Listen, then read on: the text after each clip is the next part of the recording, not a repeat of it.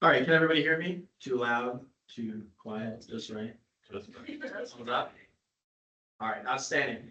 All right, welcome everybody to the spring 2026 SGA elections town hall. I'm very pleased to see. I'm very pleased to see you all here. So as you guys saw in my email, the town hall format will be as follows. We'll start with the senators and work our way up the presidential line of succession. So Chief Justice, DSR, DF, VP, and finally the president. What will happen is I'll call up each position. If you're running for that position, you will sit up here at the front.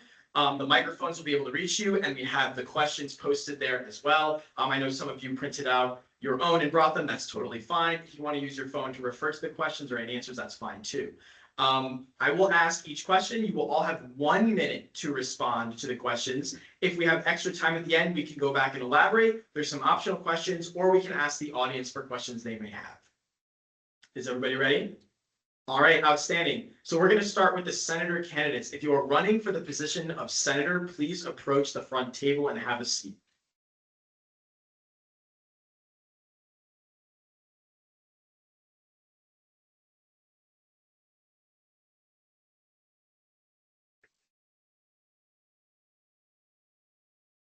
All right. Starting with our senators, please answer the following questions. Who are you? Please describe yourself. You may describe your hometown, hobbies, favorite food locations, but please make it personal. We'll move from right to left. My name is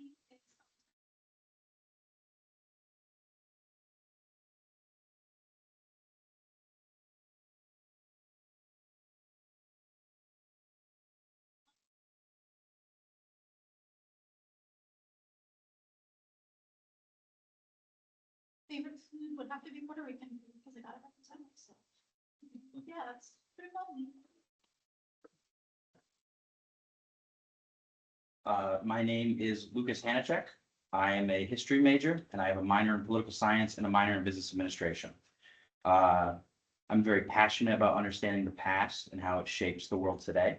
I like to use my knowledge on the past to improve the institutions of today, and I'd like to run as a senator to help make an impact there.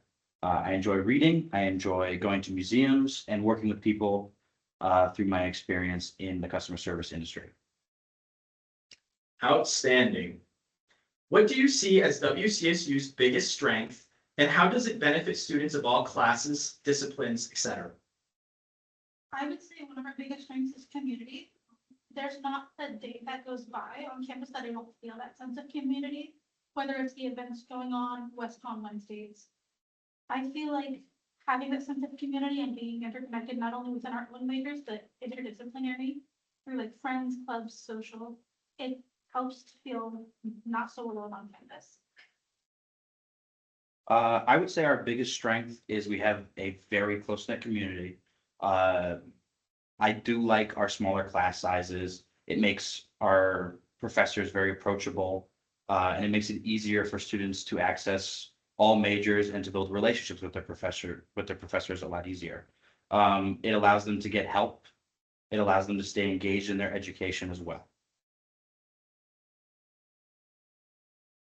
Is there a barrier that you see currently affecting student success? If so, what is it? But if not, what would you like to prevent from becoming a barrier to student success?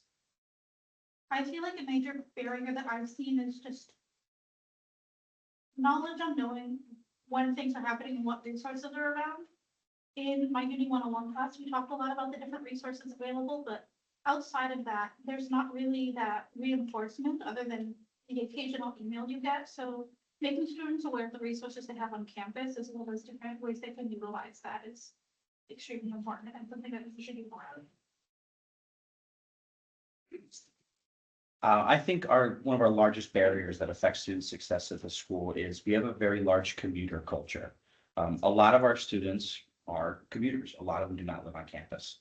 And because they are commuters, and there's a large concentration of first-generation students as well. Because of this, they don't fully use advising or career services, and mostly because they don't have knowledge on it, because it's not really marketed as high of a percent that it could be marketed. And I think that severely hurts long-term career success of the school.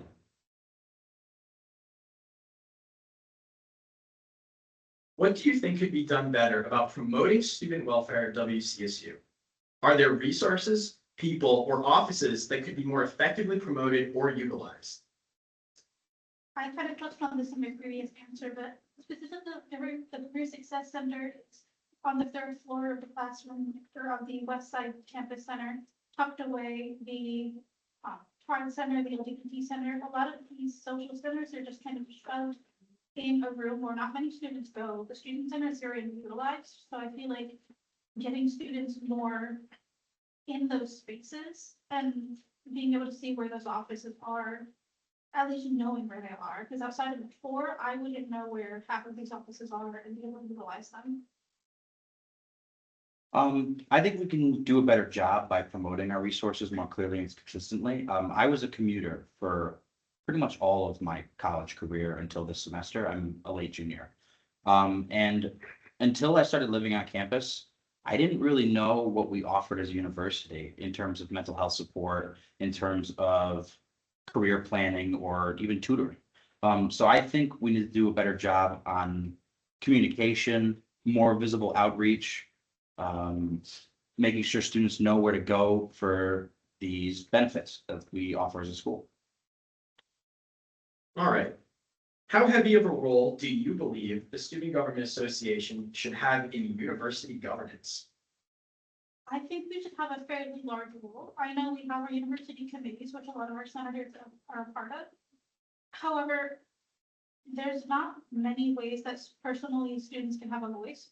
So acting as that bridge between us, between university governments, especially when it comes to major issues that impact the students, like the use of generative AI and other things that students aren't the biggest fan of, and seeing university officials utilizing these resources, it's not what they should be doing, and students need to speak up, and we need to be the people that speak up for the students.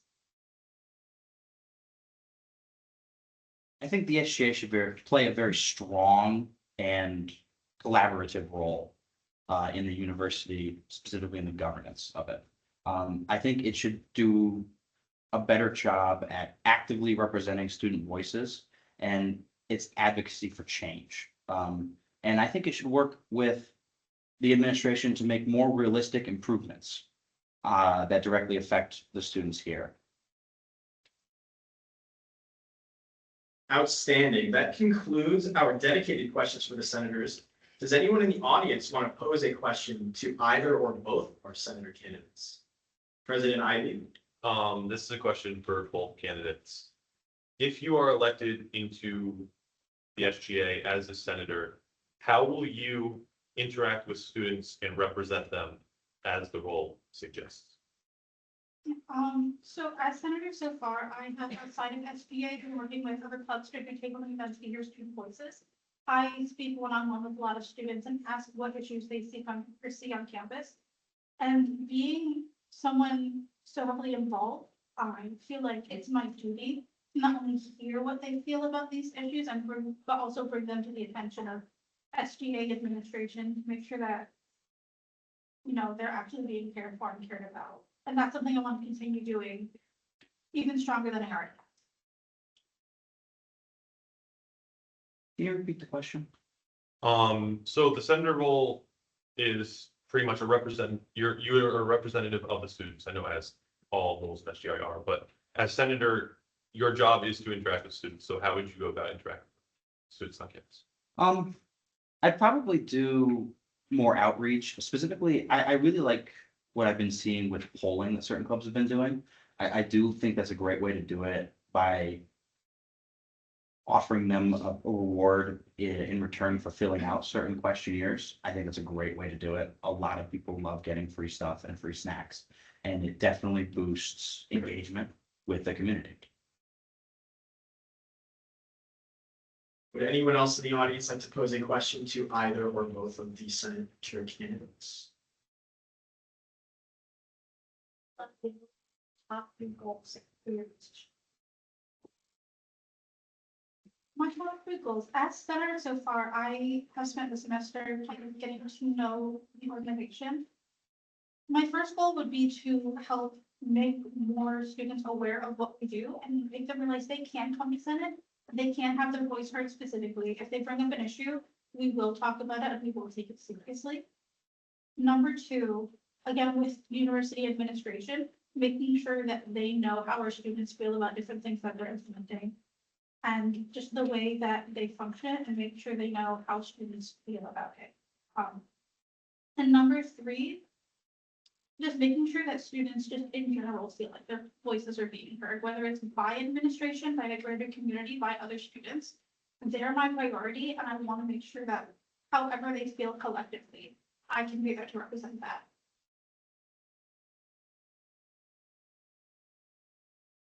I think I would focus primarily on the marketing that we can do for more outreach with the student body. I think, and not that they've done a bad job up to date, but I think that there could be improvements. The second thing I would notice is I'd like to do a strong focus on mental health and boost engagement for our therapy centers on campus. And I think I'd focus on making sure that everybody felt that they were heard.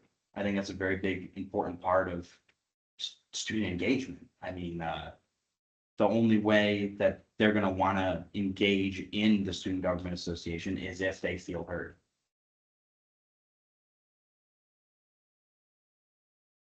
We have time for one more question for the senators. Nope. All right, then let's give a round of applause to our senator candidates.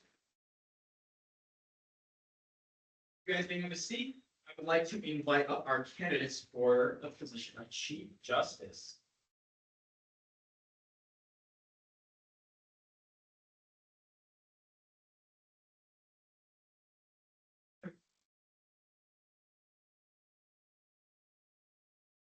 All right. Now, before we begin, I'll give each of the candidates here, again from right to left, about 30 seconds to introduce themselves. Now, as we move into the executive discussions, we're going to up the time to 1:30 for each response. So you guys will have up to 1 minute and 30 seconds to respond, as opposed to the minute the senators. All right. So from right to left, please, you have 30 seconds to just talk about who you are, what your major is, anything you want to tell us about yourself. My name is Juliana Feliciano. I'm currently a freshman at the school. I'm on the dance team. I'm a part of the honors program, and I'm also currently serving as a senator in the SGA.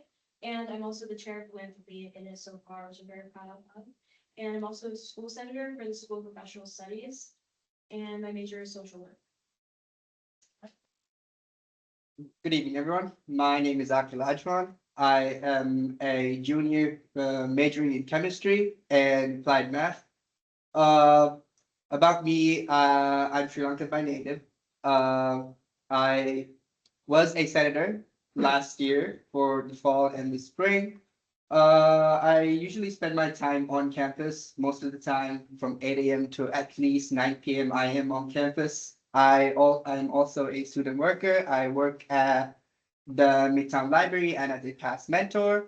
I am also the president of the MSA, which I am really proud of to how far we've come as the MSA. That's it about me. All right, moving into the first question. When considering unbiased treatment for Student Government Association members and WCSU student organizations alike, what does justice look like to you? You have 1 minute and 30 seconds. To me, justice means consistency, fairness, and transparency. Every student or organization should be held to the same standards, regardless of their position, popularity, or personal connections. It's about making decisions based on facts, evidence, and established rules, and not opinions or assumptions. Justice also means making sure everybody feels heard and respected throughout the process, even if the outcome isn't in their favor. For me, justice means fairness as well. I want to make sure everyone is heard. Everyone has the right to be heard as well. Make sure they are treated with utmost fairness. no bias to be held, no matter where they're from, who they are, and what they're representing.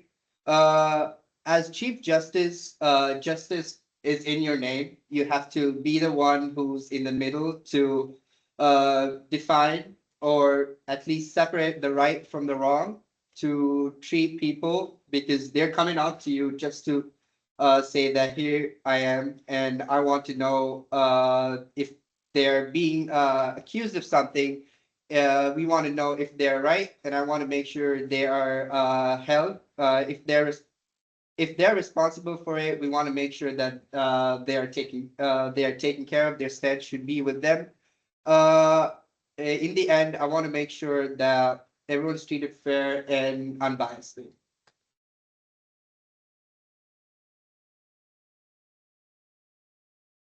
What are your plans for justice selection? How will you select them and when? My plans for selecting justices would focus on finding individuals who are responsible and able to remain neutral in difficult situations, as that's what you need to have in a chief justice position. I would prioritize people who can listen actively, think critically, and respect things staying confidential. The selection process would include an application interview to understand their judgment and ability to handle sensitive situations. Ideally, this would happen early in the term so the judicial board is fully prepared and trained before any cases come up. So if I do get elected as Chief Justice, this was one of my primary objectives. This was also an issue that I brought up CSI when I was with a meeting with them. I feel like the justice process right now is not at its best fit. SGA has a lot to represent. If you go out to a student today in our community at WestCon and ask them what a justice is, or do you know what a justice is in the SGA?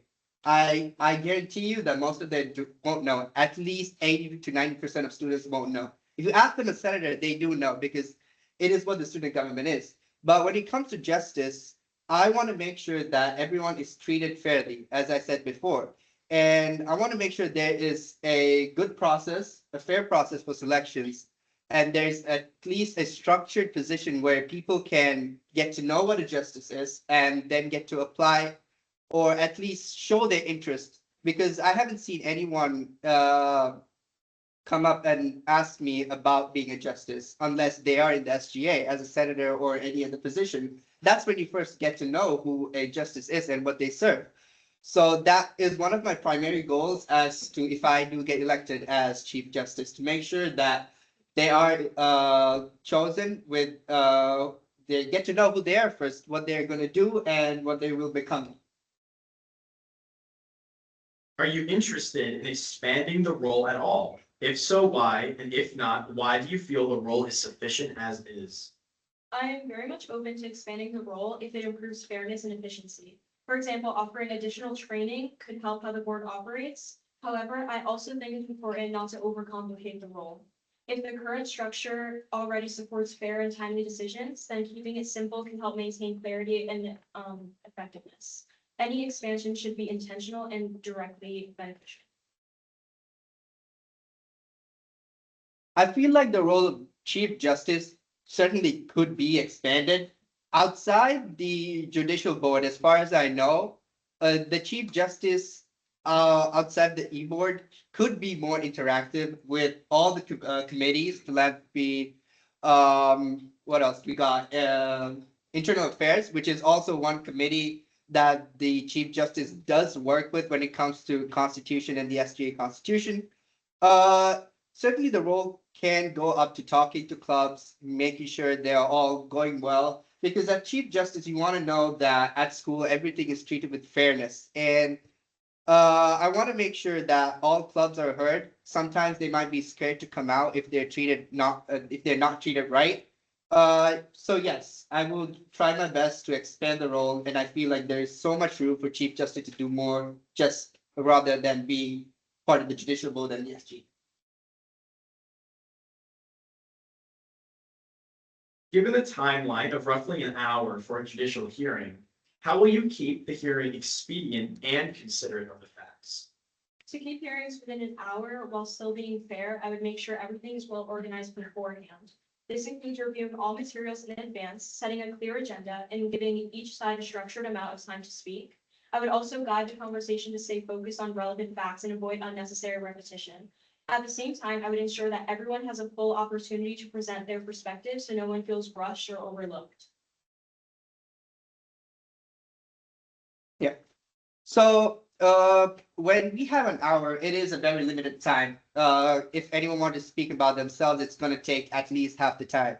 So, before a hearing, I want to make sure that we get all our facts in. We want to make sure that we're heard from the party that is being heard. No matter if it's two parties, we get to know their sides of the stories. Make sure that the judicial board does meet up before a judicial hearing. Make sure they're there to understand the situation, understand the environment and what is going on. So that would be a very good proposition to happen. Besides that, at the judicial hearing, I want to make sure everything happens directly. There is no sidetracking. There is no filling between lines just to waste time. So that's what I expect from the timeline for an hour for judicial hearing.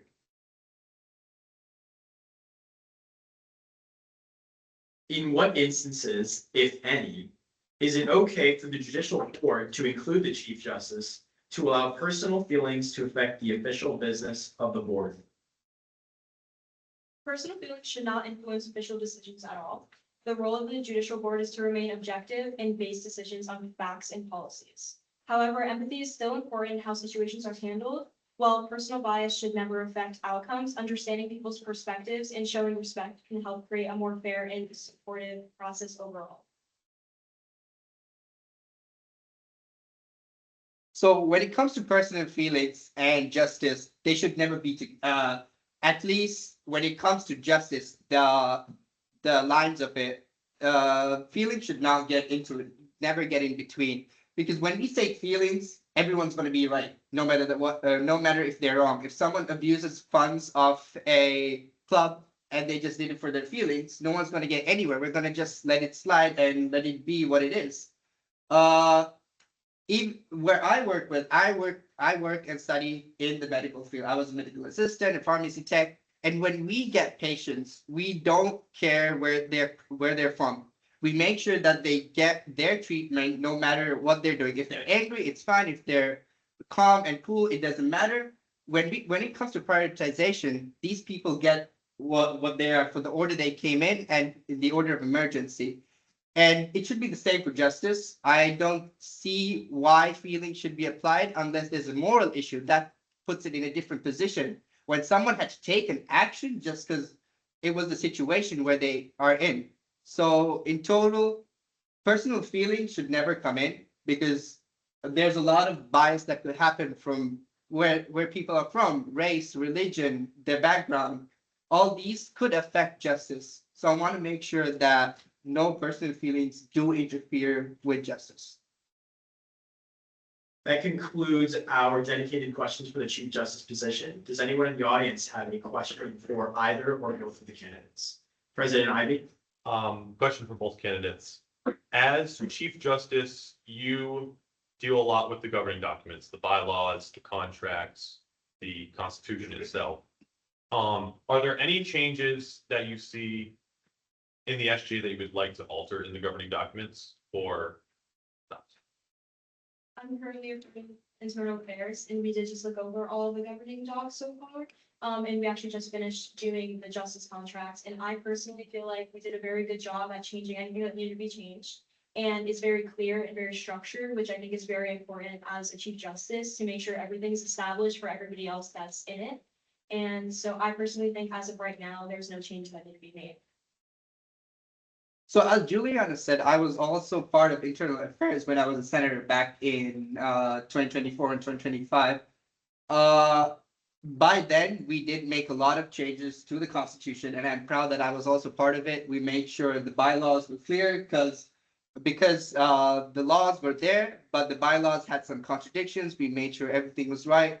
By far, the last time I read the Constitution, went through it, I think we've done a very good job of where we are with the Constitution.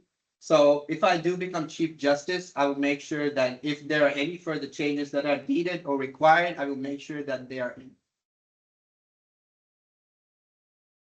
Any more questions from the audience? Advisor Mengler.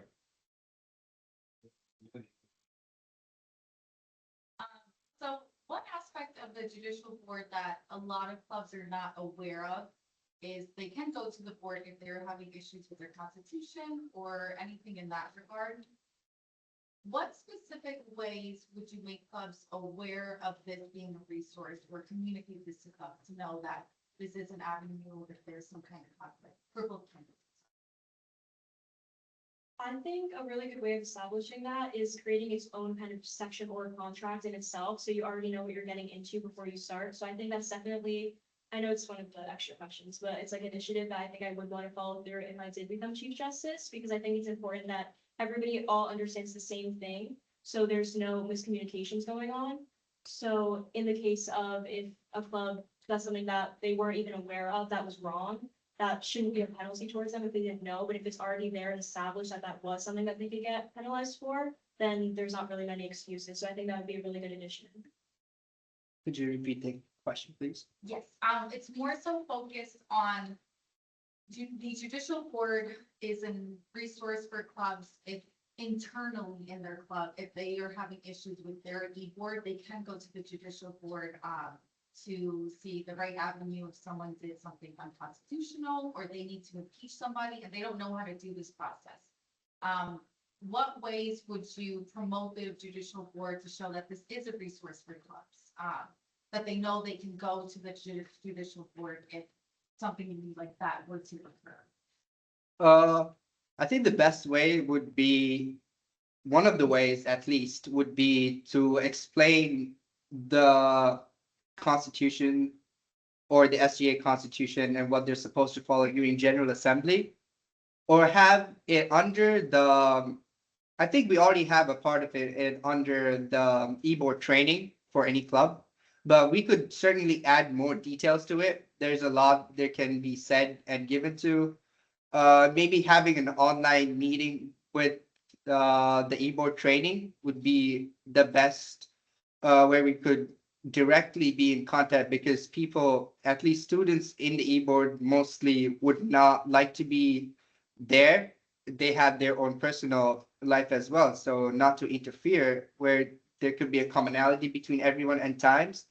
I think having an online version, not the online version, as an online meeting where all the e-board can join and be explained the role of the justice. Any additional questions from the audience? Advisor Murphy.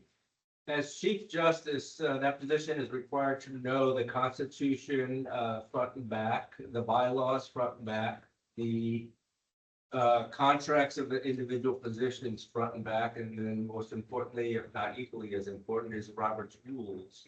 Where do you rank yourself in the knowledge base that I've just referenced? Over the course of this year, being an SGA, I've definitely gotten very comfortable with Robert's rules. And because I've been looking at all of the contracts and everything that's in Teams, I'm very familiar with the governing documents as well, just because of internal affairs. I definitely need to improve on learning everything back, front to back, like you said, but that would obviously come with time, and I work really hard to make sure I know everything beforehand. When it comes to the Constitution, when I was in SGA with internal affairs, we did go through, so I have good knowledge about that. As well as working with clubs, being president of the MSA and being treasurer of 2 other clubs just this year, I've learned a lot about almost everything about club aspects, from positions, budget, event planning, and all that. And when it comes to Robert's rules, I am very familiar with it. When I worked with the SGA, there was one instance where we had to change the motion a couple of times just to make sure it was right. I went back and read Robert's rules, got to know a lot about it and how to change. Do we cancel it? Do we all reject it and then reinstate it again?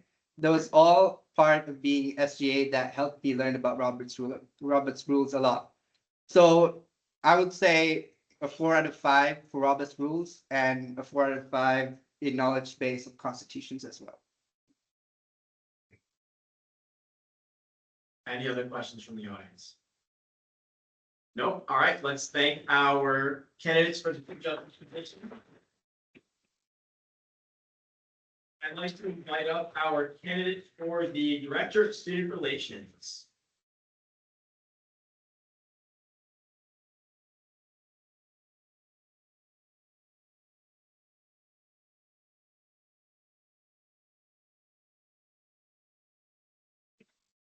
Before we get into the official questions, I'll give you 30 seconds to introduce yourself. Hi, my name is Nancy Dominguez, and I'm a senior at Western Canada State University. I'm a former student athlete on the field hockey team. I'm a marketing minor and a media arts major. I served as a resident assistant for the past 3.5 years. I'm involved with the marketing club as a member, as well as the student athlete advisory committee, also known as SAC, as the social media coordinator. And I'm from the American. All right. What programs do you have in mind should you be elected? And how would you go about making those experiences educational, informative, beneficial, and fun for students? I do have a couple of programs or events in mind once I'm elected to execute. I first immediately thought of a sort of WestCon thrift pop-up shop. I believe a lot of our students here love events where they can just kind of come and go, see what's happening, and then kind of take advantage of those incentives and learn more about what they're shopping or looking through, passing through. So I was thinking of local businesses and local places around Danbury for those spots that came to mind. So I think that would be a cool collaboration. And as well as using on-campus resources, like the Career Success Center, I was thinking of doing more of like a professionals workshop, where people can learn more about how to up their resume, how to improve their networking, improve their LinkedIn, et cetera. I just want to create spaces where students can naturally connect and not feel forced to be at an event, but be drawn to it.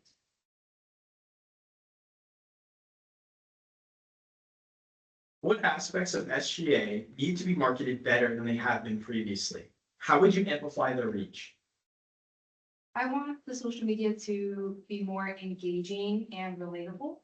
I believe that a lot of students are more online lately, so when they're scrolling through Instagram, when they're scrolling through TikTok, they're going to pass through something regardless. So I think just making more of a point to show off what we can give the students, what experience we can give to the students through our social media, I think, through videos, through testimonials.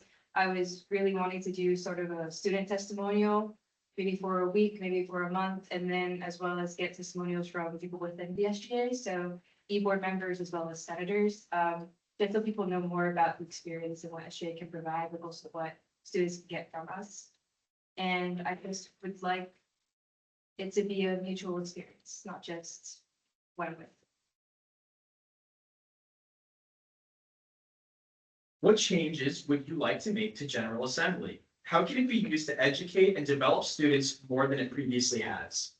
So I personally have not attended General Assembly. This is my first semester technically as a senator and being a part of SGA. However, I do want to learn more about General Assembly, of course, since I'll be taking charge of it. And I did ask around a few of the senators to see their point on it. So I wouldn't just assume what General Assembly is or assume what the experience is like. And from what I was told, it's something that not many people know a lot about going into it. So just making sure that people are aware of what General Assembly is, what they can expect from it, what they can learn from it, and why it's important to attend. And I'll make sure that it will follow through. People know what they're getting themselves into when they attend the General Assembly. How will you leverage your previous experiences to lead the Student Relations Committee? Do you have any new plans for SGA month? So as for the Student Relations Committee, I have within WestCon and outside of WestCon found myself in a lot of leadership positions. So I have previously worked at a all-girls camp in New Hampshire. It was a summer camp, and there I was a co-director of the camp as a whole, so I oversaw not only the counselors, but the campers and everyone there as well. And as an RA, I also work as a student administrative advisor, so I kind of oversee the desk workers, I oversee the other RAs as well. So I have a lot of experience just overseeing other people, giving tasks, delegating tasks, and I think within the student relations committee, I'll be able to execute that. And as for SGA month, I was speaking about this earlier. I really do believe that WestCon kind of lacks tradition in a sense, and within SGA, I feel like, or at least within a lot of clubs and organizations, there are some things that people look forward to whenever they join it. So I feel like with SGA and SGA month, I kind of want to continue that on. And I believe like previous things that we've done, so I know there was like a SGA like assassin thing that was happening. I didn't get to participate in it personally, but I did hear a lot of good things about it, and did bring a lot of the senators and people within the organization closer together. So I think continuing that and making sure there's more bonding within SGA. I think that'd be okay as well. What entities do you see as requiring the strongest relationships with SGA when considering event collaborations? How will you build and maintain those relationships? I said campus organizations, athletics, residence life, and local businesses. I believe those are the entities that I see are strongest. I myself feel like I fit into a lot of those. Campus organizations, obviously SGA, as well as marketing club, athletics, former student athlete.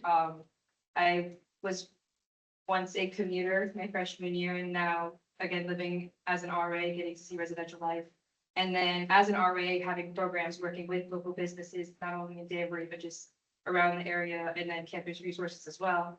I think it's important that keeping consistent communication is needed, as well as not only reaching out when you need something, just building a strong relationship and getting to know people within the clubs and organizations and communities that you're building with. You want to be able to walk by campus and like see a familiar face and say hi and know that person, not only by name, but what they do, what they represent on campus. I think that's really important.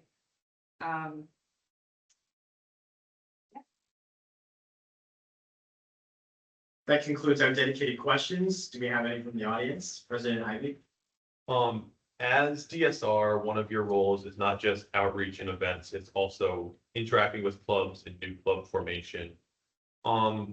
If a club were to come to you with an idea, how would you make sure that they're given fair, like, time to explain themselves to the student relations committee? I guess I would just have a set of questions prepared for them to build off of. So, if they have an event or something, an idea that they wanted to execute, I would essentially just ask them like the purpose of the event, who they plan on working with, where, what time, the purpose of their event, just their reasoning, and give them the space to execute that idea on their own. That way, when I go to student relations, the committee itself with the idea that they'll have all the information. We have any other questions from the audience? Advisor Murphy? Thank you. As the DSR, you will be doing a lot of planning and executing. What's your experience with time management? Understanding that we have a very finite time period of trying to accomplish our your mission. You know, from conception to paperwork to soliciting volunteers to execution, and then a full debrief or deconstruct afterwards. Can you share with us what your experience is in doing these things and how prepared you feel you are? So I definitely can build off my experience as an RA. We are given like a program model that we follow. So there are specific categories that we need to fulfill within the semester. One example I'll give is one of the categories is community and community building. And one of the programs that I've created is for the semester. It's called Pack the Whack, support your fellow student athletes at our next lacrosse game this Wednesday, April 15th at this time. And then it's in collaboration with the Student Athlete Advisory Committee, as well as the RAs involved, so myself and my 200 coworkers and IRHA. When it came to planning that, we planned months in advance. The RAs and I came together and we sort of sat down and kind of made like a list of things to check off. So as we were planning everything, it was like the logistics. What time is the game? Have we contacted the coach? Can we block off a section in the stands for students to actively go and sit and be part of the program? Incentives, the budget that we have, can we purchase pom-poms? Can we purchase the beads that we were planning, the t-shirts that we wanted to execute, and hand out to students? The design, who's gonna be making the design of the flyer, design of the t-shirts? And then just going over like the time frame of everything, knowing that we have to get orders in, knowing that if we wanted to have food or snacks, like knowing that we have proper forms that we have to fill out with certain 5 seconds. organizations. So I just think getting ahead of everything and making sure you're checking it off like as a list, having it all written down in front of you helps. Hey, Vice Verdi, one more follow-up. Follow-up question. What's your experience with budgets? So when it comes to allocating for programs, we have two budgets. We have our personal budget from our building, that's set for the semester, and then we have IRHA, which we can go and allocate money from. So for the example that I was just on, we were given a budget of $450 for the semester to separate between 5 programs. So I was able to break down each of the programs that I have. I broke down what supplies I needed for each one, how much that would total to, taking into account delivery fees, tax, all those things. Not having Amazon Prime as well, that also changes things. And then I kind of broke it down into a spreadsheet and it kind of calculated itself. So I always made sure that I was staying within my budget, or if I was going over, knowing that I had to go back and change certain things.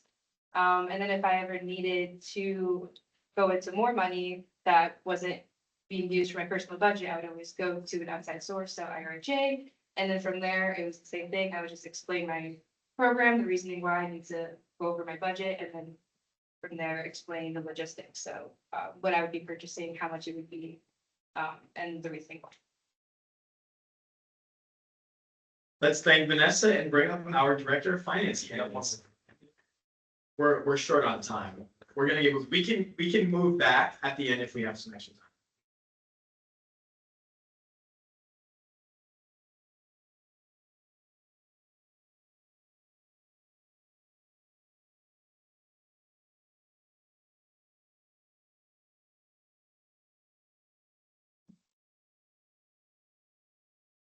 All right, gentlemen, from right to left, I'll give you 30 seconds to introduce yourselves. My name is Adam Gallagher. I go by Gallagher, as most of you probably know me. This is my second semester at WestCon. I've been senator for SGA for the past 2 semesters. I'm a digital and interactive media arts major. And I was part of student government in high school, and I'm excited to take on this role. All right, so my name is A.B. Sari. I am currently a economics major with a finance minor, yep. And I am a relationship banker and I'm Spain, and I currently serve as the director of finance for the SGA. Can you hear me that? Yeah. Just gotta focus on that. You guys hear that? Or you want me to read it? Okay. Maybe just bring the mics a little closer. Bet. I mean, yes. All right. Do you foresee changes being needed to perfect the SGA tier system funding? If so, what are they? As it's only the first semester we're rolling it out, it's obviously going to need changes, and I think it's just a matter of a growing pains type of situation of it's not going to be perfect on the first go, I think. Regardless of how it was formed, it's always going to take adjustments as to exactly how much clubs are given and how they're the budget is broken down. It's just a matter of getting everything to the right numbers that it needs to be at. Sometimes we can give clubs a little more, sometimes maybe we're giving them too much. It's just a matter of seeing how we can finesse it to be at the right level. I know that as of right now, we have more in general allocations than that we can allocate to clubs. So we can always give them more if need be. On that point, I agree. I mean, it's the first year we're doing it. The only way we can know if changes need to be made by implementing it. Trial and error is the only thing we can really look at. The other point that I wanted to make is nothing is perfect. We don't know. Like, the question by perfect, does it mean like perfect for, like, everybody's gonna like it, or like if the money's gonna get allocated correctly? We don't know. For me, perfection is just making sure that the money is being used responsibly. That clubs are funded based off of their engagement. They're impacting the community. And yeah. That's all I got. How will you build a culture of understanding, education, and financial responsibility for students and student organizations here at WCSU? As director of finance, I just want to be as helpful as possible to all students that come in, whether they be club officers or just other students asking for academic travel and things like that. I know our system can be complicated and it's a lengthy process and things like that. And I think it's just important to be as clear and concise with communication and also being as open as possible with communication. I think that I'm someone that doesn't have a hard time making and drafting and sending emails and keeping in contact with people. And I think that I would be someone that's helpful and open with making sure that everybody that needs to understand how our SGA works and how money is allocated towards clubs and groups and organizations will be able to understand that clearly. I think just being available for student leaders, the amount of times that I've received text messages and DMs at 3 a.m. from club leaders asking me about how to submit stuff on Wolves Connect, when deadlines are, and I'm always willing to help, no matter what time it is. I'm usually up by that hour, so it's all right. But yeah, just being available for students, and an idea that actually came up during our e-board meeting was during General Assembly, helping treasurers of clubs by almost working one-on-one with them instead of it being a presentation, actually explaining to them how the process works, and stuff like that. Just because one of the main problems that I saw was there was a lot of new e-boards and organizations, so they didn't really have the knowledge or the understanding of how to submit budgets and stuff like that. So just being accessible, I think, would be the way to go. Do you have any plans for the reusable inventory service? Are there ways we can better manage that resource?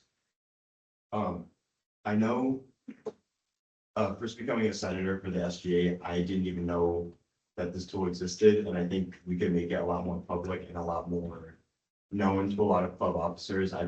I think it is mentioned in the club officers training, but not heavily, and I think it's something that can be used a lot more. I know in our finance meetings, that's definitely something we can bring up. I know at General Assembly, that's something we can make a point of highlighting.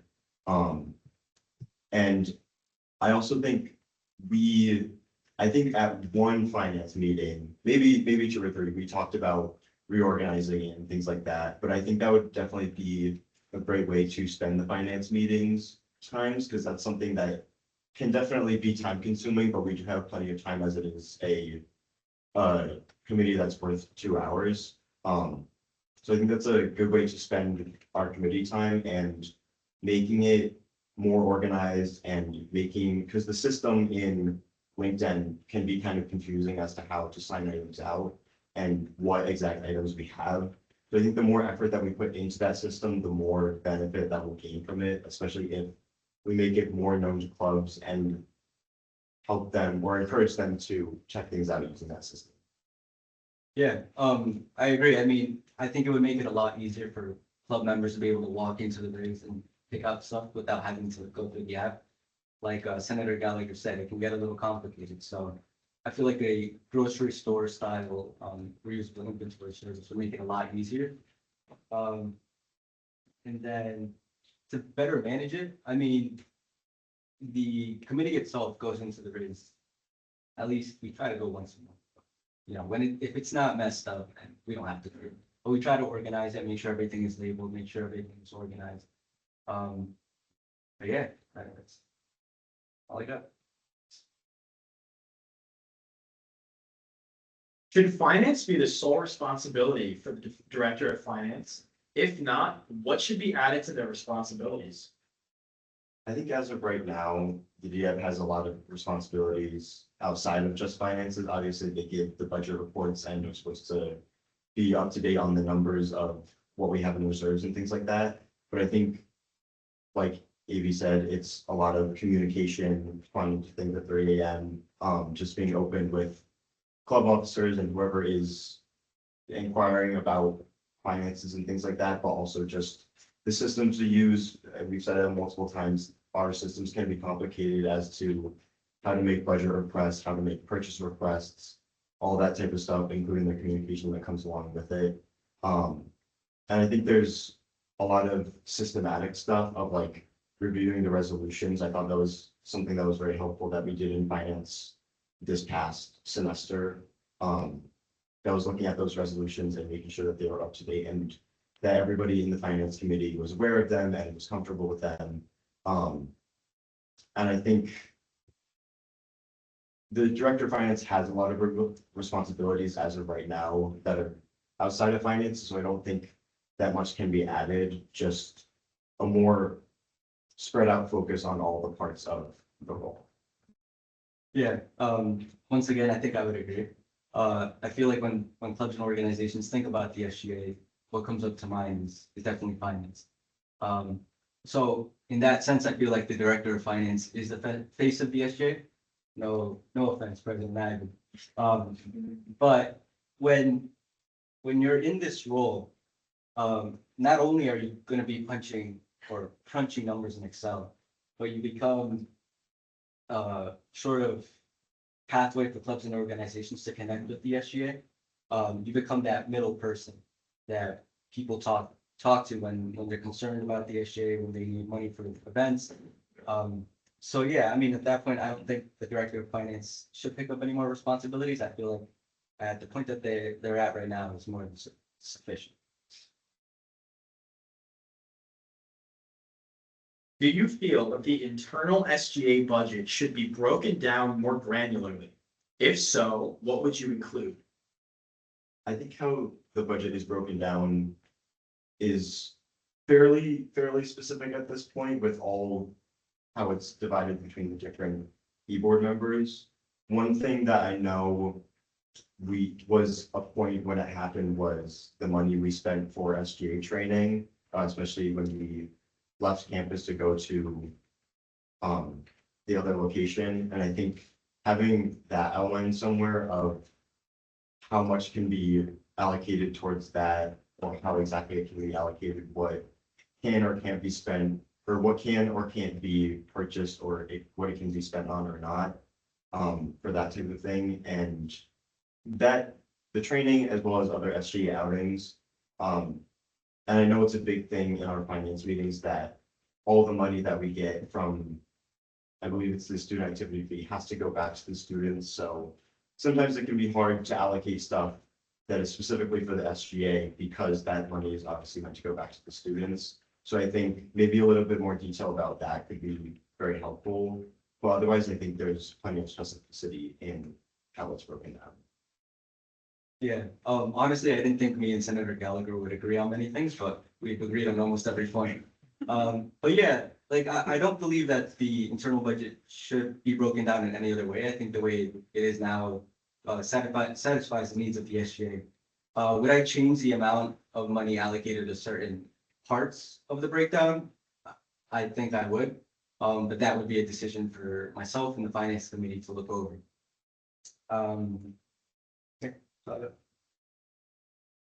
Do we have any questions from the audience for our candidates at the front? Candidate Antoine. So recently, when the SGA imposed the club point system, I'm not sure if you guys are aware, but you guys were CC'd in the email by a student named Joseph Eichen, who is the president of the astronomy club and the VP for the fencing club, when they brought up issues about unfair club funding when it comes to pointing systems. And they also wanted to talk to every club president. So this email was sent to club presidents, which I was also included in. But I did not join the meeting because personally, I think it's not what should be implemented. But what they say was they want to impose something called the club curriculum program, where funds are a one-time high amount purchase, something like that. In a way, it can be used to special interest clubs such as fencing and astronomy to buy equipment. How would you face this and what do you think the solution is? So on that point, I was actually at that meeting that was held the Sunday before spring break. It was a great meeting. There was a lot of good points made. I did want to, well, what I did mention to them was that if this was to go through, it would be a long process. It wouldn't be something that would be done within this fiscal year. But like I said, one of the main things is being open and being able to talk to clubs and organizations. So just being in that meeting and understanding the point of view of the clubs rather than just having my own point of view as director of finance, really opened up my eyes to a lot of things that I didn't realize before, because the SGA is technically the only club I'm in. So in that point, I mean, stuff like that is going to take a while. It's something that not just myself, but the SGA finance committee has to look at, something that the advisors should advise us on, something that the e-board should also be brought into. And as well as the Senate, the SGA Senate, who are actually the people who make the final decision on stuff like this. So, I mean, it is important to make sure everybody's points are being, everybody's concerns are being heard. And I think that ties into the first question as well, like, is there changes that could be made to the tier system?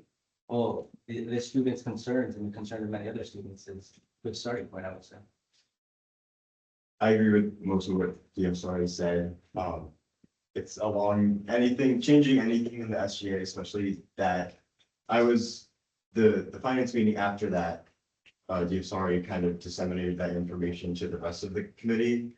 So I know most of what happened. But like you said, it's a long process to change anything in the SGA, but it's also very important to listen to students, especially club officers that have some skin in the game and have some control and interest in how this system would be affecting clubs, especially ones that are on the ends of the spectrum, either the biggest clubs on campus or ones that are just starting or smaller clubs.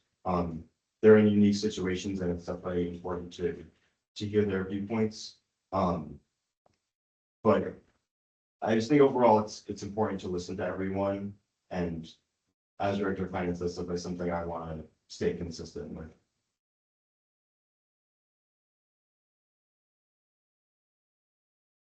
I'll give a 15-second follow-up for both candidates. And just to clarify, so the point of the tier system isn't to take money away from any clubs or organizations. It's to incentivize them to put on more programming for students to be involved. I know the two candidates for senator. That's time. Everybody. Senator Gallagher, would you like a follow-up? I yield my time. Are there any other questions from the audience? Senator Duwamish. How do you plan to better elevate the transparency of where students' tuition from student activity is used? I think that's something that's hard to do. There's so many.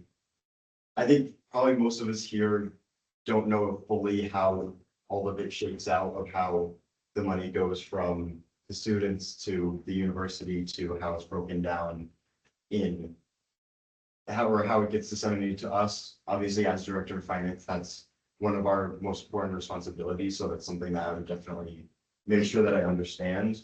I think we've talked about it in the committee before of being more clear with how our finances are allocated and putting more of that information out on the website and making it formatted more easier for students and parents of students and just anybody out there that wants to look at the website to be able to see that this is how much you're paying as part of your tuition for the student activity fee. This is how much of it goes to the SGA, how much of it goes to internal, goes to the clubs, et cetera, et cetera. I think making it publicly available like that is important. And also something that I know that you've done that I think is a great practice in the committee is making sure that students that go on travel opportunities or hold big events come back to us, and Carly puts it in a newsletter with pictures and things like that to, again, make it known that the student activity fee is being used in a productive way that gets our name out there at academic times. So just off of that point, I mean, despite all the academic travel blogs and everything, I think making sure that students are aware that the student activity fee isn't only going directly to clubs, but it's accessible to them as well. If they're going to conference travels or presenting or stuff like this, that money is accessible to them. This was actually done by a previous director of finance where $20,000 is allocated separately just for academic travel. So just making sure that students are aware of that. And you necessarily don't have to be in a club to ask for money from the SGA, as long as it's part of our financial resolutions, it fits the financial resolution, and there's no violations, anybody that can access that one. We'll take one more question from the audience.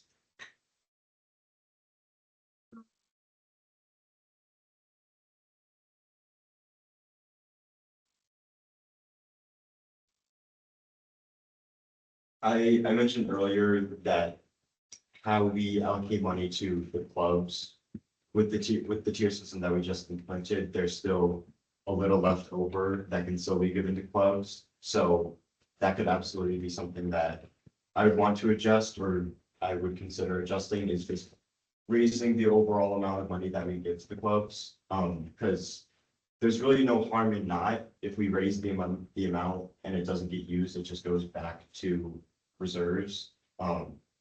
So that's just one simple way. I think that's all I have. So one of the main issues that we had, and I think all of you that were at that Senate remember, in the beginning of the year, there was a concern about academic travel. One of the things that I saw was that unfortunately $20,000 allocated just for academic travel isn't enough. Things are getting very expensive now. So with the tier system, we free up around, I would say, if my numbers are correct, around $20,000 extra. Would I allocate that all directly into academic travel? Most likely not. But a good amount of it would go there, which would allow more students to go on academic travel as long as they're within the financial resolutions. And, you know, it opens up doors to a lot of other stuff that students can do. All right, let's thank our Director of Finance candidates and bring up our Vice President.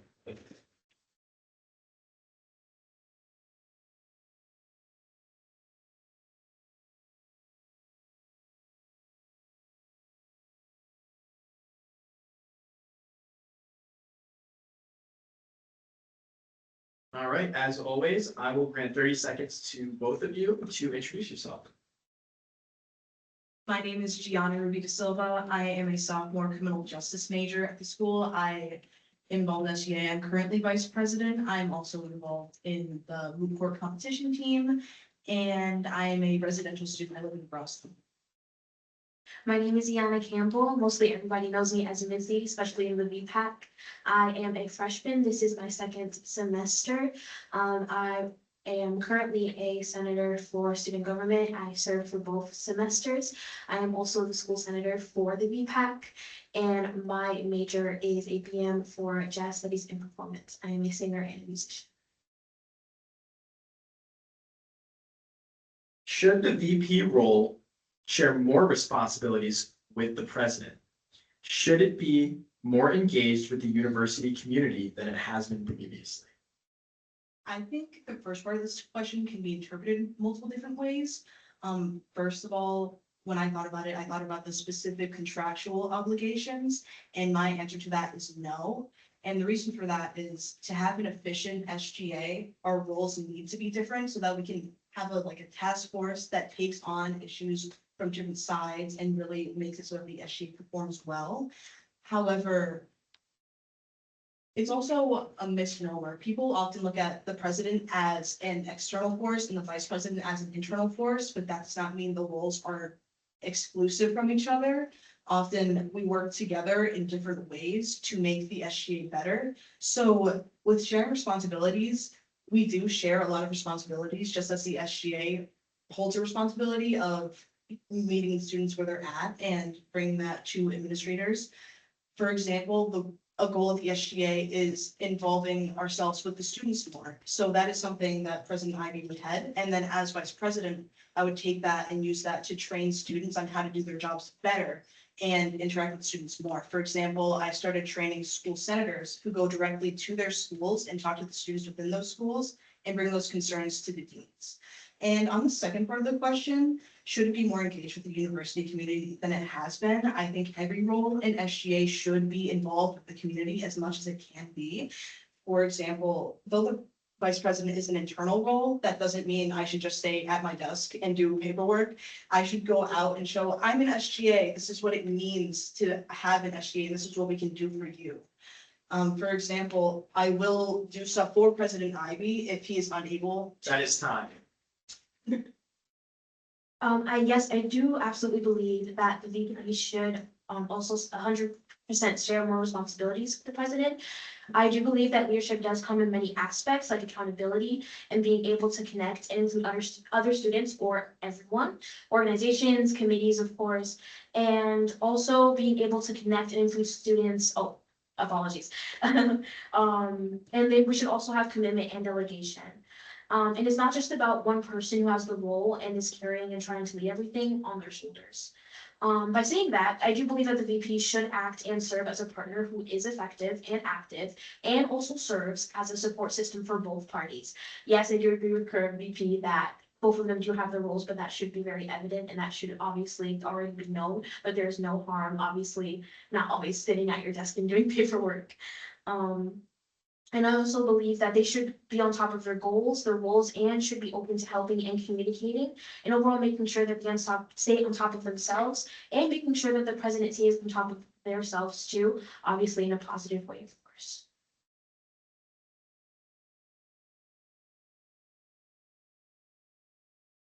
How do you determine deductions and other penalties in SGA? What metrics do you or would you use? So how I do it is I follow the governing documents we have as plainly as humanly possible. We have your contract. If you don't do something in your contract, I have to deduct you for it. And determining what that looks like is I go to the penalties guideline, which is voted on by the Senate. And it's available to everyone so they understand what they have to do and what will happen if they don't. I keep to that as my guideline for everything. And if there are other factors, if it's something that wasn't thought about by previous SGA, I consult other SGA members. I will bring an issue to the judicial board if necessary. I talk to the executive board and I try to make it as fair as possible. And of course, I look at deadlines sometimes. If I can understand if a deadline wasn't clear or if there's something that wasn't properly explained, then I will take that into account as well in my use of that. Even though that this question was a tiny bit difficult because obviously I have not been in the role before, deductions and penalties, in my opinion, should be determined through a process that is clear, fair, and always consistent no matter what. And it should always follow what is stated. Obviously, I would look at documents and obviously follow them as plainly as possible. I would also, and as a person, I know the difference between professionalism and personal life and my relationships. So it would not be hard for me to still maintain my position and still be someone who has your back and will always be kind and respectable, but also making sure that I enforce the rules and the actions that are stated in my role. The metrics I would focus on, I kind of looked at it as in the rules that I would have for myself, and for, my other fellow colleagues. I would see how serious the issue is based off of the rules and statements or however it is documented. I would see how I would take into account of how it would affect SGA as a whole and students we trust and should respect. I would also see if it's consistent or ongoing. And lastly, if it was intentional or honest mistakes, because we are all humans and we are all students or faculty at the end of the day, and we're all human at the end of the day. Obviously, I would be reasonable in logic, but I would still go by my guidelines that is stated.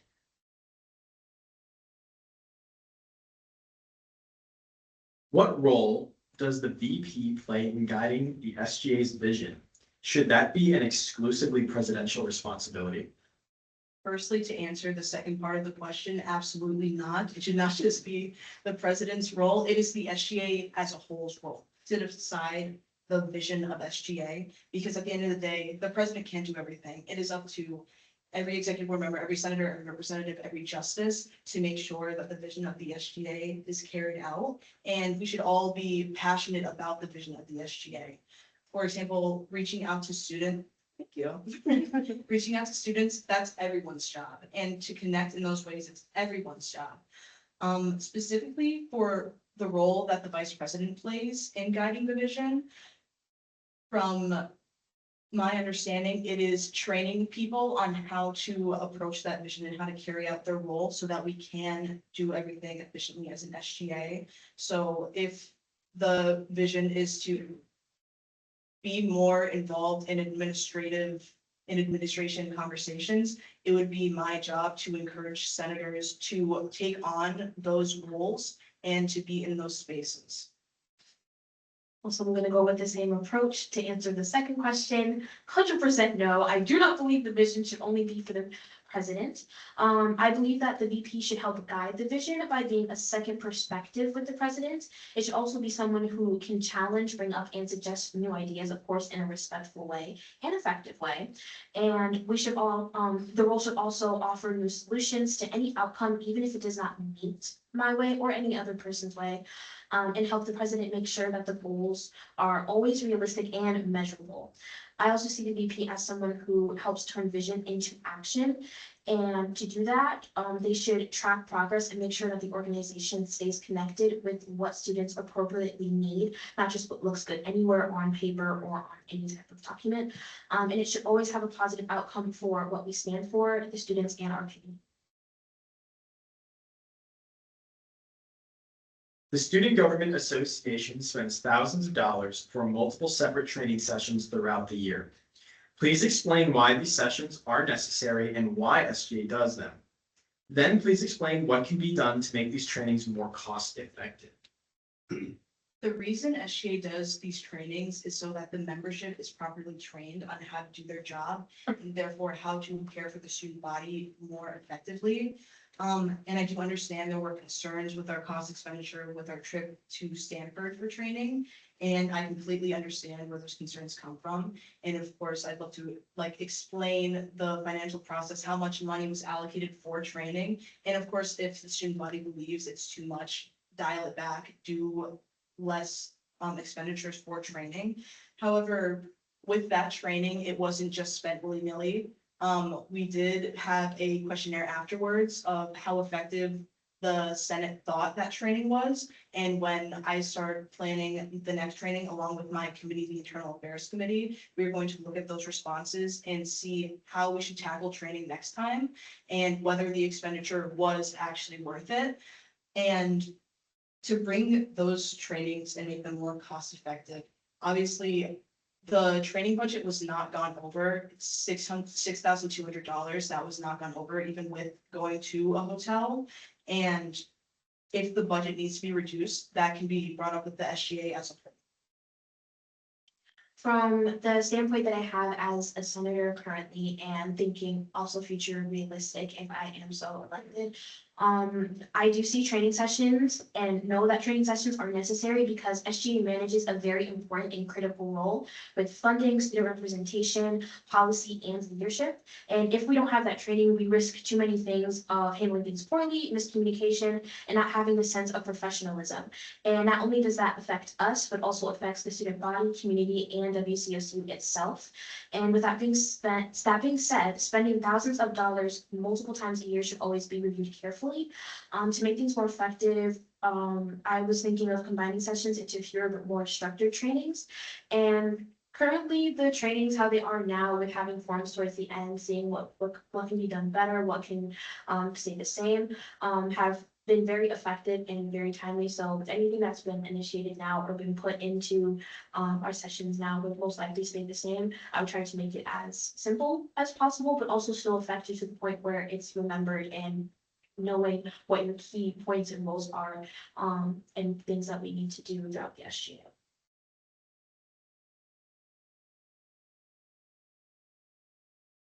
Should the president step down and as the next member in the presidential line of succession, what would you do to maintain SGA's momentum through the academic year? If Owen were fortunately to step down, I would still collaborate with him to try to understand the role, what he has done. The president has like a lot of meetings he has to go to, so I try to connect with the people in those meetings and make sure that I keep those going and I keep that rapport with administrators and faculty and staff as much as possible. I've already started attending meetings like that. I went to the foundations meeting this morning for President Ivy as he cannot attend. I also attend University Senate when I can. So I've already gotten my foot in the door of being in those meetings. So it wouldn't be terribly hard to transition and to keep that momentum going.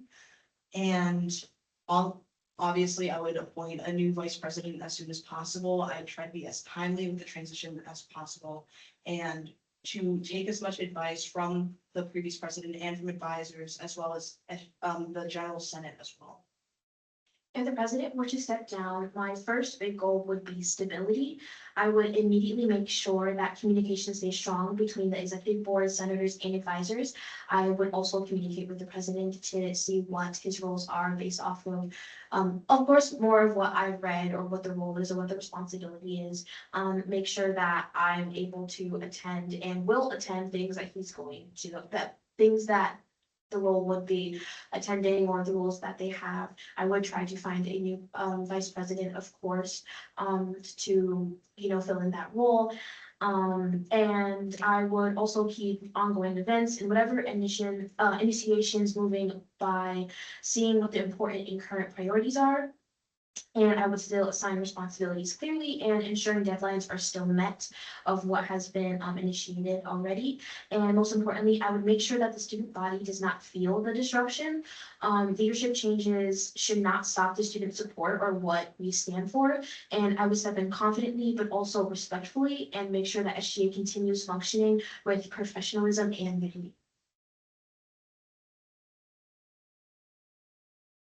Do we have any questions for our vice president candidates? President Ivy? If you are elected, the vice president role is arguably the most important role in SGA. What you do keeps the SGA moving every single day. How would you, in your role, maintain keeping time for meetings, your work that you have to do, internal affairs and Senate? How would you make sure in VP? How would you make sure that you have the time to get all your duties completed in a week? I'd say as of right now, SGA, after academics is my first priority. And I always put those meetings first. I try to plan them as quickly and as soon as possible. And then for the other tasks that the vice president has to do, I've tried to get them done before the semester starts so that it is smooth sailing going on and I can expand more on my role. I spend many nights in the office until we close. So I try to give as much time to the role as possible. And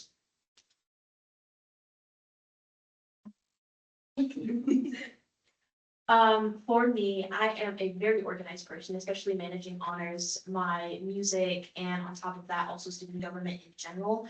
On top of me being organized, I do make a list of my priorities and what can be moved, what can't be moved, and I also put in deadlines. So I kind of make like a mathematical equation with them. I kind of put them in order, put them in a list of what needs to get done at this time or what can hold off until a certain time. So I kind of make a list of like most important, or obviously everything is important, but what can be done now, what can be done later, and still make sure that I meet the deadline and all the requirements effectively, and also like.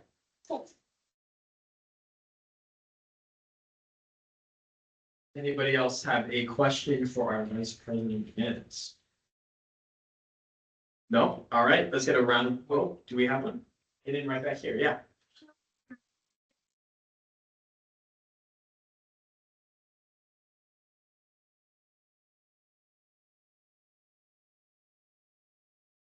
So I think the vice president, I mean, the representative is a very important role in SGA because they can attend Senate, but they have other campus responsibilities, which is likely why they are not in a more taxing role. So they have those perspectives. So far as vice president, I've created a training for representatives where they weren't previously trained because it is important that they know their role responsibilities and they understand what their resources are with the SGA. So training them, giving them the education on how to do their role the best that they can, and giving them the support of being more connected with the SGA is, I think, the main ways that we enrich them. First, I would obviously support them and tell them that their role is not a small role. Being a part of SGA in general, to me, is a big role in general and a lot of responsibilities. Even though that it does seem like obviously they don't need to attend Senate, I would still ensure that and encourage them to attend, like obviously to do their role, to represent, to attend certain events or to spread word, or there's other, and also be more attentive or more active in their committees. Just because that they have that representative label over their head does not just mean that they're stuck in that box. They can reach out, they can expand on the SGA name, they can, have ideas. I would encourage them to expand on their ideas, to tell ideas, to give action of what they want to do. I would let them know that they're not stuck in that box of that wording of just being a representative. I would make sure that obviously they know their roles, but encourage them to also reach out, to step out of that box. Obviously know the lines that they are like, that they have to not cross, of course, but to know that they shouldn't be afraid to expand or to give their opinion and to still be a student. Now we can give our VP candidates a round of applause. Last but certainly not least, let's welcome President Ivy back up to the front.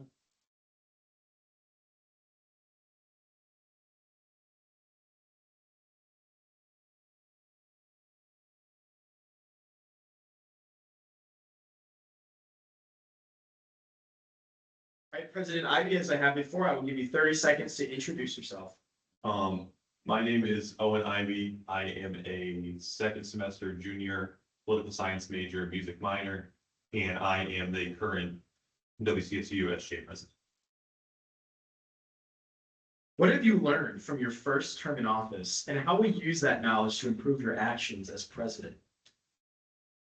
My first term in office, I think, has been getting my bearings at the university as a leader. I might not be like an equal leader to the university president or the university senate president, but like getting the opportunity to be in the rooms and hearing what administration and faculty and staff are saying that I wouldn't have heard as a normal student, your average student, I think was really enlightening because I got to know what this university stands for and what issues that we have here that might impact other students.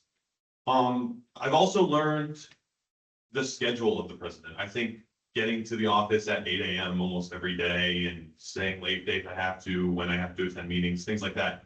It's become like second nature to me now because I'm used to it. I have grown into the role. I think, in my personal opinion, I've taken to the role quicker than maybe others could have. And I think that was really good for creating stability in the SGA, but also growing the SGA to the numbers that we have today. And I think using that knowledge in the future is just, right now is just, this is the threshold that I build onto in another term, where I start here and then the sky's the limit. How do you hold the SGA accountable for its actions? Is it the role of the president to assume responsibility for the shortfalls and success of the organization? Let me answer the second half of this question first. Technically, it's not the role of the president, but that is what happens most of the time. The president becomes the person who sits in on the meetings when a staff member has an issue with how the SGA is funding student travel. The SGA president gets angry emails from students about the university using AI. The role of president gets all of that stuff, and at the end of the day, it reflects on the SGA. If the SGA doesn't address something, that reflects on the SGA, but I take accountability for that because I am the president of the organization. I think that I don't like assuming responsibility because most of the time things that happen in the SGA are not just me. For example, the meet and greet that was just that just happened. The Senate was the ones that allocated the money. I worked with Chief Justice Caldwell on the committee to plan that. There's events that happen at this university that sure I have input in, but there's other students that are also in the room that deserve as much credit as I do. So I think at the end of the day, holding the SGA accountable is people knowing what their roles are. And if you don't, there will be consequences, and that's just how it is. I think having that foot down mentality is something that I worked on as president, and I think that continuing that mentality is something that would be important in another term. Is the SGA an extension of the university or a separate entity? How should it be referred to and treated by the different stakeholders at WCSU?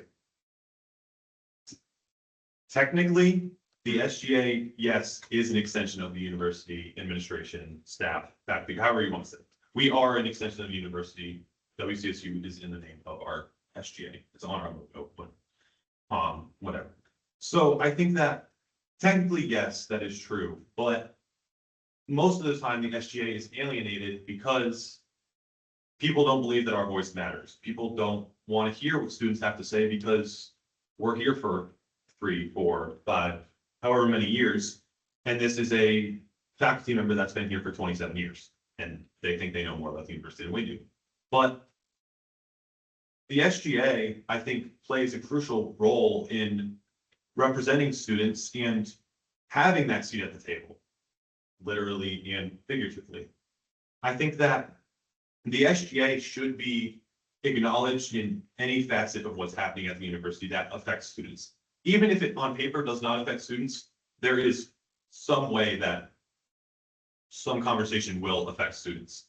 And I think that the different stakeholders at WCSU, for example, I'll go in order of like professors. I think that the SGA deals with professors on an academic travel standpoint, having programs that they might want to put on for students, reaching out to us. And then the staff aspect of it is, for example, I'll use like the library reaching out to the SGA to help fund mental health programming. That's the SGA being part of WCSU. And then finally, admin, the SGA connecting with people like Dean Pirelli, who was here. I do that where it's getting that open dialogue with admin at the university, which I think is important. And I think the SGA needs to have that table, or that's it, have that seat at the table in WCSU in time. How do you plan on making SGA more transparent with finances, collective action, advocacy, and other functions? That comes with working with the 2 directors on our executive board. We have a director of finance that is dealing with finances, but is also dealing with club funding, academic travel, things like that. Working with them, working with the director of student relations, with advocacy, other events, things might be planned for students, like making things as transparent as possible through our social media. Working with our secretary for our website and making sure that that's not just where students can come and look at nice pictures of what the SGA is doing, or, oh, what does this person do in their role? It's a place where there's actually resources for students to use that. I know that like on there, you can register to vote. There's a bunch of things that we already have on there, but building off of that. And on my end, making the SGA more transparent, I think is also a personal thing. Because a student can come up to me and say, why are you going on a $6,000 trip to Stanford? And we don't have, we don't have an HVAC system in our, residence hall. Like, there's some crazier questions like that, but at the end of the day, if someone is gonna ask me a question, they're gonna get an answer that has evidence and information behind it. I'm not gonna go up to someone and say, I don't really know.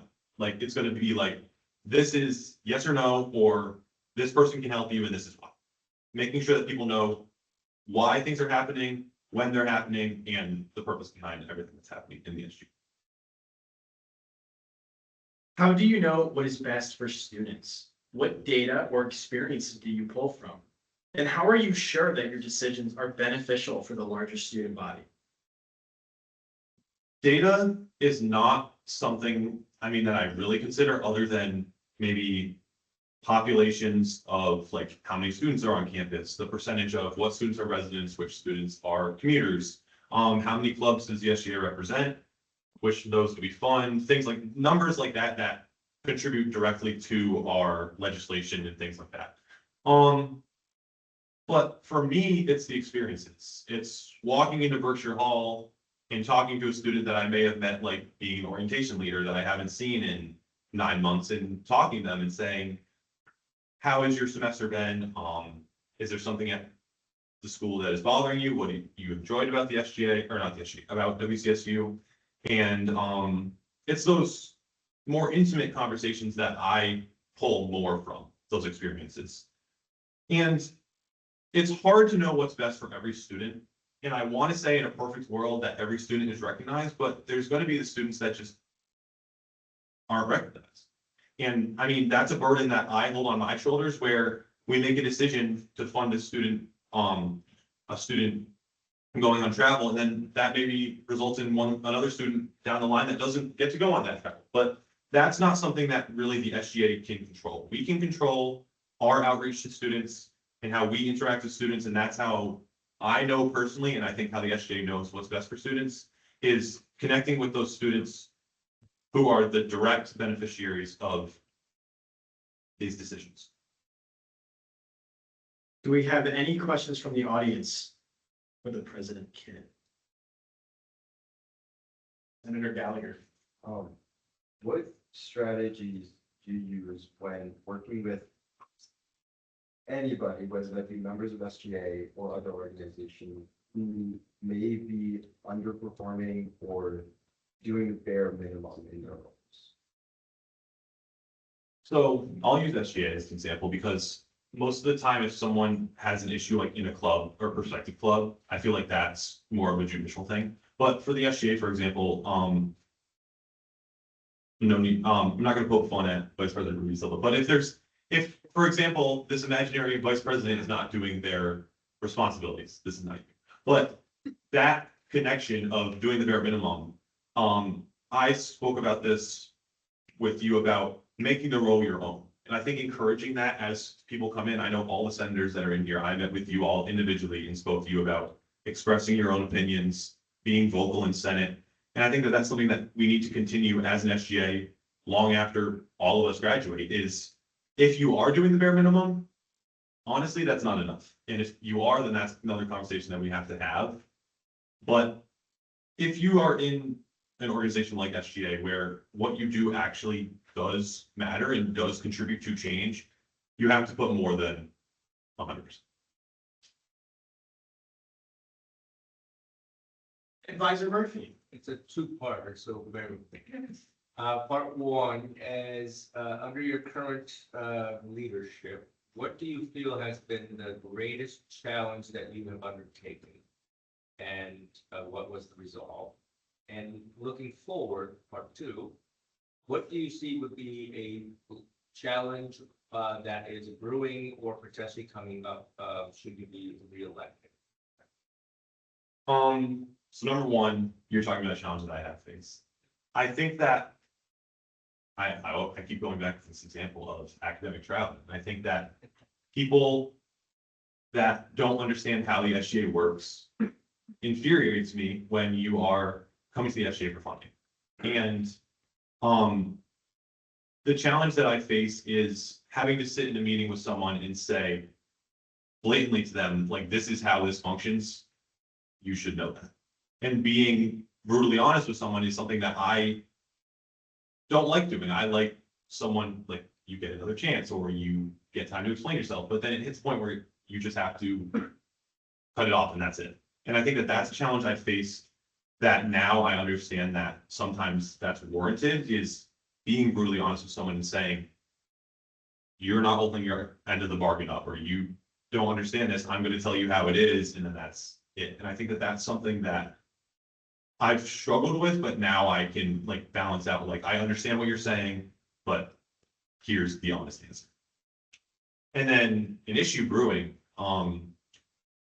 who wants to talk about artificial intelligence? I think that that is something that is an issue at the school. And it's not just, we've gone past the point of, oh, the student's using Gemini to write their paper. The student just used ChatGPT to do their set of equations. Like, it's beyond that point. It's the adults in the room that don't understand what they're doing is negatively impacting the students' vision of this university.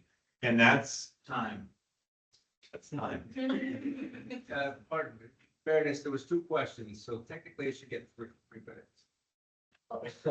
He gets 30 more seconds. Okay. Anyway, and that initiative started today with an email to the president saying, this is how I feel. We need to talk. So, yeah. 10 more. 10 more bigger. We have another question for the presidential candidate, VP Ruby De Silva. How will you improve the SGA's outreach to administrators, faculty, and staff? Well, something that I did not do because again, going into the role fresh as a freshman last year, I wasn't really aware of all the inner workings of the administrative side of the university. But now I have built those connections. And I think that that's something that can benefit not even just me, but the executives and then all the other members of SGA. University committees is the first thing that comes to mind. We have tons of those at the university, ad hoc committees, full-time committees like Lucas and Student Life, where students can get involved and you can bridge that gap. Not even just, I'm not going to say to someone, hey, you need to be on this committee, but I will lay it out how it is and say, the Student Life committee does this. Who would like to join? And then that's on the other members of the SGA to take the initiative, go to that committee, and then bridge that gap. I will bring you to the bridge, but then they're going to have to cross that themselves. And then if a senator or even an executive board member has something they want to say to the dean of students, the CFO, the president, anyone at the university, I have those connections and I can supply you answers or a time to meet with them. So I think that I can do a better job of laying out all the opportunities that people have, but it's also on the other members of the SGA to walk over that bridge. I'll take one more question for President Ivey.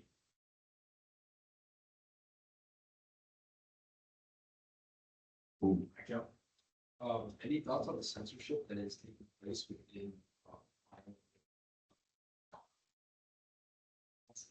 No, I thought I'm sorry. There will be, I'll take one more after. Okay. But you can go after. I want to say, what I want to say was, do you feel proud of how far you've achieved the SGA as the president? I really like this question. I love the SGA. I think that this year, I mean, it's been here for, it's my second year here, but compared to last year, this year has been a lot better because, I mean, look at all of you in this room. Like, I've had interactions with all of you for at least a year now, and to see you all grow into your roles as senators, vice president, DF, like all these different roles, I think makes me really happy because this is my organization, and building this community has been really important to me. And that was something that I ran on. Was the SGA 5 years ago was 5 senators sitting in a room. And now we, Maybe a little more than that. yeah, okay. Maybe like, but we now have, at one point this year, the SGA was completely full. And I think that that's something that's really important and something that we all can be proud of. And I think right now we're at a big high that we can continue into that. Senator Newali, did you want to ask the president's question? Well, let's thank President Ivey for his time.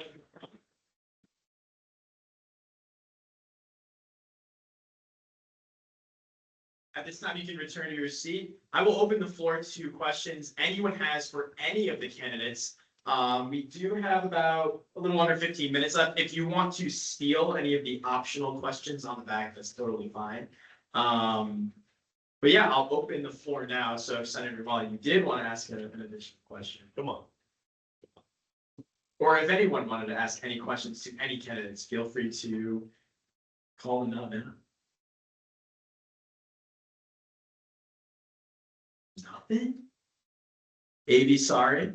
So this was a concern that I remember we had when I was a senator. So I'll direct this to President Ivey. President Ivey, get back up there. So what role should our SGA have in political advocacy, if any? 1.5 minutes per response.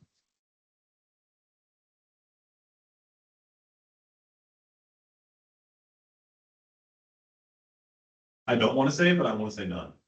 Just because the SGA is a nonpartisan organization. Like, this is a spot where I'm not going to say we condone politics, but politics should not be influencing decisions that impact all the students on campus. No matter what party you support or what religion you support, none of that should come into effect when you are voting on something as a senator, or you're looking to put an agenda item in as a executive board member. Like, none of that should come into effect. And I think that political advocacy has its place on the university. Thank you, Student Action Union. But that is not the SGA. The SGA is serving the entire student body on campus regardless.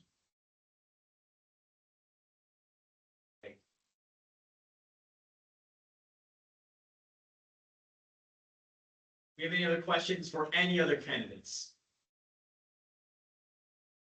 Steal some from the back, guys. There's plenty to be asked.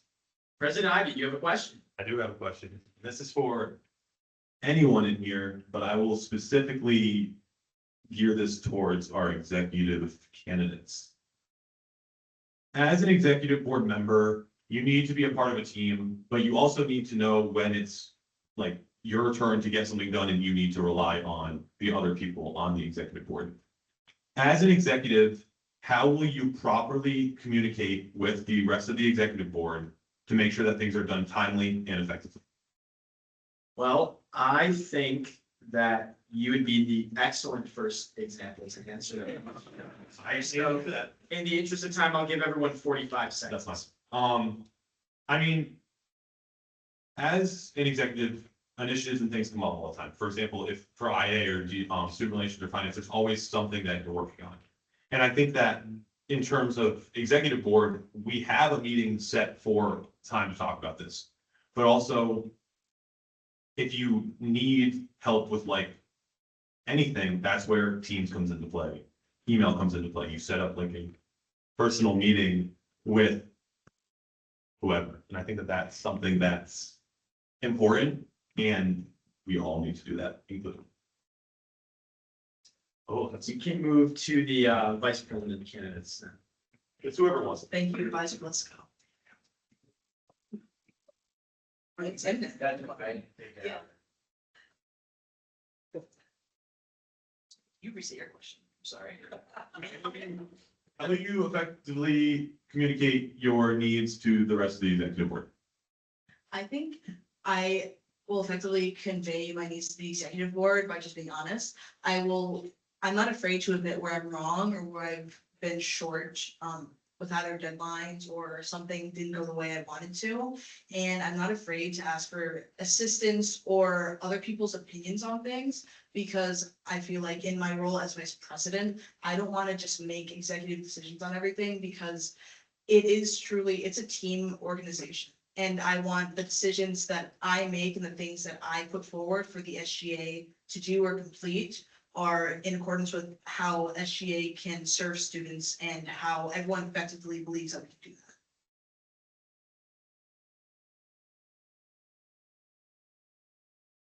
Repeat your question, I'm so sorry. For everyone? How will you effectively communicate your needs to the rest of the executive board?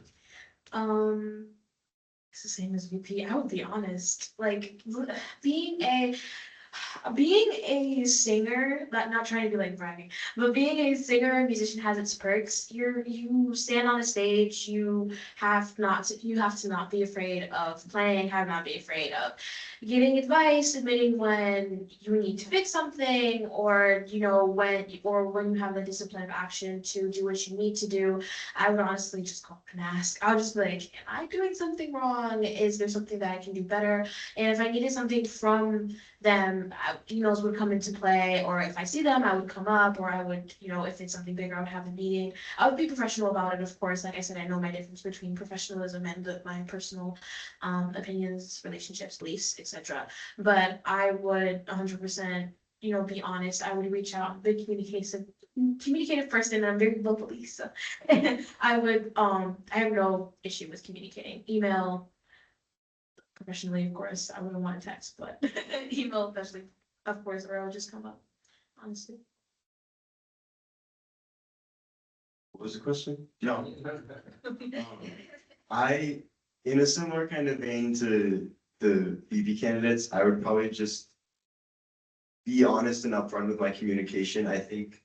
And really everybody in SGA I'm friendly with, I'm just a friendly person in general. And maybe it's a little unprofessional, but I don't think it's out of the question to have a group chat with the e-board just in like iPhone messages. And I think that's an equally effective way as through Teams and emails and things like that to get information out. And I know that I trust myself and I trust the other people on the e-board enough to like communicate effectively through things like texting, and just being friendly with the other people on the e-board will make me more comfortable and more honest and able to share my opinions and things like that more comfortably and easierly, or like in a more simpler way. I think texting just kind of has less pressure about it. Obviously, using Teams and more official things has its perks.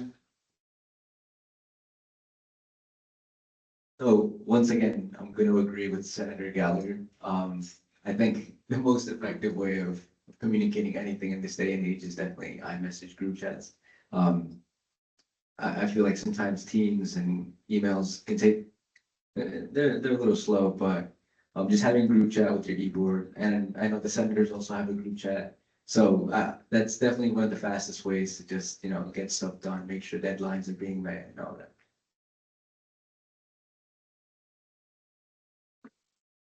Yeah, I agree with that statement as well. I message group chats. And I personally just like writing things down and then bringing them to people personally.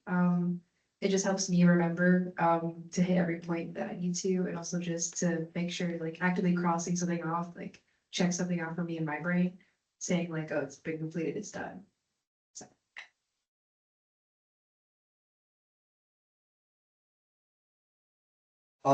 So when it comes to that, I think it is important to know that when you're part of e-board, you're part of the team, and your team is not it does not consist over 50 people. That's one thing you have to take in mind. I've worked with a lot of people. I've worked with e-boards ever since high school. I've worked with groups, administration. One thing you get to know in small groups is that you become family no matter what. you can't, even though you can maintain 100% professionalism at where you are at an office or wherever, it's gonna end up, you guys are gonna have a connection no matter what. So there is a part of professionalism, but there's also a part where you guys are a small family, you're gonna work with each other and having a group chat that, wherever, at a professional perspective and as a family that is for SGA as an e-board, but not abusing it, not being a group and trying to plot something against someone. But you know, it's Time. get close to each other. Yes, I think also group chats would be nice, but I also think having in-person conversations really benefit, making sure that there's no miscommunication, because I think things can definitely get misconstrued over text. And as much as that would be very good for everybody to have, and so there's like visual evidence of everybody knowing about something, it's still good that everybody's on the same page about it in person, hearing tones, and because things can get messed up really fast and miscommunication can start out so small and become way bigger. So I think in-person conversations and in-person meetings are very beneficial to creating a really good executive board. Thank you all. I think we have time for maybe one more question. But maybe not to the entire executive. You can still ask a question, but direct it at particular individuals. We can see how many people we get down. Does anyone have a specific question for a specific candidate? Or does anyone want to pull from the back?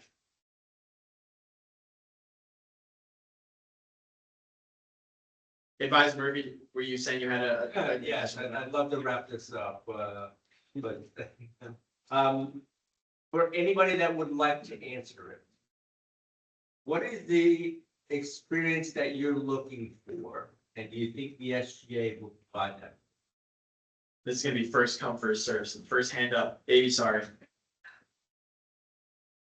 So I mean, so far in my role, the experience that I was looking for is definitely like a community, and just finding people to like, hang out with and, do something that actually benefits the greater student body. As a senator, I feel like I was advocating a little bit more for students just because I had a vote in Senate. But now I'm working more directly with students and organizations and clubs and all that. So not only now do I have the SGA community, but I've also become very close with a lot of the e-board members of these clubs. And, we keep a pretty strong communication, through group chats and social media and stuff like that. So, yeah.